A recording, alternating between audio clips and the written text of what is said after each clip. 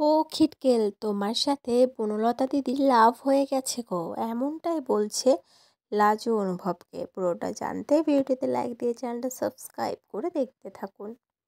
কোণে দেখা আলো সিরিয়ালের আগামী পর্বে আমরা দেখতে পাবো বনলতার বাড়ি থেকে সবাই অনুভবদের বাড়িতে আসে কথা বলতে, আর সেই সময়ও লাজুও চলে আসে। লাজু এসে বনলতার সাথে কথা বলতে থাকে। তারপরে অনুভবকে দেখতে পেয়ে লাজু অনুভবের হাত ধরে একটা ঘরে নিয়ে যায়, নিয়ে গিয়ে বলতে থাকে, ও কিটকেল, তোমার সাথে না একজনের লাভ হয়ে গেছে গো, আর সে তো তোমার সাথে কথা বলার জন্য পুরো অস্থির হয়ে আছে।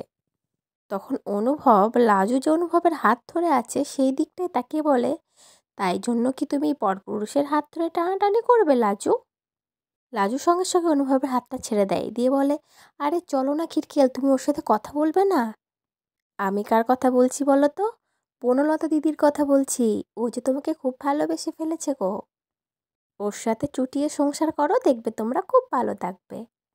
আর এই কথাটা বলে সেখান থেকে লাজু ছুটে চলে যায়। আর অনুভব দরজা থেকে লাজুর চলে যাওয়াটা দেখতে থাকে, আর সে সময় পিছন থেকে হাজির হয় বনলতা।